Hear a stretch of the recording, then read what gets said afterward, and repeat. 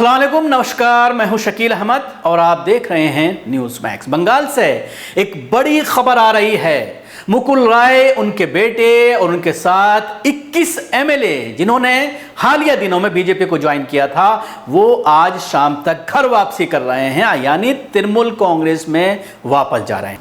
आज शाम को ममता बनर्जी से मुलाकात के बाद यह तय किया जाएगा कि कब इन सारे एमएलए और मुकुल राय और उनके बेटे की वापसी टीएमसी में होगी। बीजेपी पिछले कई दिनों से इस जद्दोजहद में लगी हुई थी कि इन एमएलए को, इन पार्टी के लोगों को जो हालिया दिनों में टीएमसी को छोड़ करके बीजेपी में आए हैं और शायद इस वजह से आए थे कि उन्हें लग रहा था कि हालात जो है पूरी तरह से बीजेपी के फेवर में हैं और सरकार बीजेपी की बनने वाली है। लेकिन अब पार्टी में अंदर खाने जो है झगड़ा शुरू हो गया है और पार्टी में यह खींचतान शुरू हो गया है कि कौन स्टेट में, राज्य में बड़ा लीडर है। पश्चिमी बंगाल में चुनाव हारने के बाद भारतीय जनता पार्टी को एक बड़ा झटका लगने वाला है। बीजेपी के बड़े नेता मुकुल राय अपने बेटे शुभांशु के साथ तृणमूल कांग्रेस पार्टी में वापसी कर रहे हैं। मुकुल राय आज शाम मुख्यमंत्री ममता बनर्जी से पार्टी मुख्यालय में मिल रहे हैं। इस बैठक में अभिषेक बनर्जी भी मौजूद रहेंगे। आपको बता दें कि विधानसभा चुनाव में ममता बनर्जी को मिली बड़ी जीत के बाद कई पुराने सहयोगी टीएमसी में वापसी चाहते हैं। इसमें मुकुल राय का नाम सबसे ऊपर है। मुकुल राय बीजेपी में शुभेंद्र अधिकारी के बढ़ते कदम से बेचैन बताए जा रहे हैं। यही वजह है कि वो अपनी पुरानी पार्टी में वापस लौटना चाहते हैं। चुनाव के नतीजों के बाद ही मुकुल राय फिर से टीएमसी में वापस आना चाहते थे।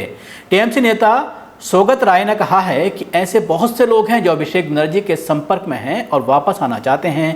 मुझे लगता है कि पार्टी छोड़कर लौटने वालों को दो कैटेगरीज में बांटा जा सकता है। ये हैं सॉफ्ट इनर और हार्ड इनर। टीएमसी नेता सौगत राय ने कहा था कि सॉफ्ट इनर वो हैं जिन्होंने पार्टी तो छोड़ी लेकिन कभी ममता बनर्जी का अपमान नहीं किया। हार्ड लाइनर वो हैं जिन्होंने ममता बनर्जी के बारे में सार्वजनिक रूप से बयान दिए। मुकुल राय ने ममता बनर्जी पर निजी तौर पर कोई आरोप नहीं लगाया था। इन्हें सॉफ्ट लाइनर माना जाता है। पिछले दिनों कोलकाता में हुई बीजेपी की मीटिंग में मुकुल राय नहीं पहुंचे थे। इसके अलावा ममता बनर्जी के भतीजे अभिषेक बनर्जी मुकुल राय की पत्नी को देखने के लिए अस्पताल पहुंचे थे। इन दो घटनाओं के बाद से कयास लगाए जा रहे थे कि मुकुल राय बीजेपी छोड़ सकते हैं। मुकुल राय टीएमसी छोड़ने वाले सबसे पहले नेता थे। पार्टी विरोधी गतिविधियों के आरोप में टीएमसी ने मुकुल राय को 6 साल के लिए बाहर कर दिया था। टीएमसी में मुकुल राय का कद कभी ममता बनर्जी के बाद दूसरे नंबर का हुआ करता था। उन्होंने टीएमसी छोड़ी तो बीजेपी का दामन थाम लिया। वो 1998 से ही बंगाल की राजनीति में हैं। मुकुल राय का नाम नारदा स्टिंग केस में भी आया था। मुकुल राय अपने करियर की शुरुआत में यूथ कांग्रेस में हुआ करते थे। इस दौरान से ममता बनर्जी भी यूथ कांग्रेस में थीं। तभी से मुकुल राय और ममता के बीच राजनीतिक करीबियां बढ़ी थीं। अपने पिता के पीछे पीछे ही उनके बेटे शुभांशु राय ने भी भाजपा का दामन थाम लिया था।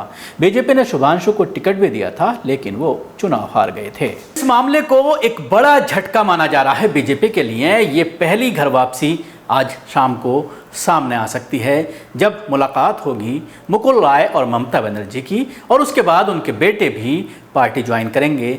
उनके बेटे ने कल एक फेसबुक पर पोस्ट किया था। उस पोस्ट में जिस तरह से उन्होंने उन लोगों को घेरने की कोशिश की थी जो सरकार पर आरोप लगाते हैं, सरकार को घेरते हैं या ममता बनर्जी को घेरते हैं, तो उसके बाद से ही ये स्पष्ट हो गया था कि जिस तरह से सॉफ्ट लाइनर के तौर पर उनके बेटे ने ये फेसबुक पर पोस्ट डाली थी, तो उसके बाद से ही अंदाज़ा लगाया जा रहा था कि इस तरह के समीकरण बन रहे हैं और जल्द ही मुकुल राय, उनके बेटे और उनके साथ ही 21 और लोग हैं जो टीएमसी ज्वाइन कर सकते हैं। मैं आपसे जानना चाहूँगा कि कमेंट्स बॉक्स में जाकर के हमें बताएं क्या इस तरह जो पार्टी छोड़ करके जाते हैं उनकी घर वापसी ममता बनर्जी के लिए सियासी तौर पर कितना फ़ायदेमंद साबित होगा। हमारे चैनल को आप सब्सक्राइब करें, उसके साथ ही बेल आइकन ज़रूर दबाएं और ज़्यादा से ज़्यादा लोगों तक इस वीडियो को शेयर करें। धन्यवाद। सभी अहम खबरों के लिए न्यूज़ MX को सब्सक्राइब करें, साथ ही बेल आइकॉन को जरूर दबाएं। लाइक, शेयर, कमेंट करना ना भूलें।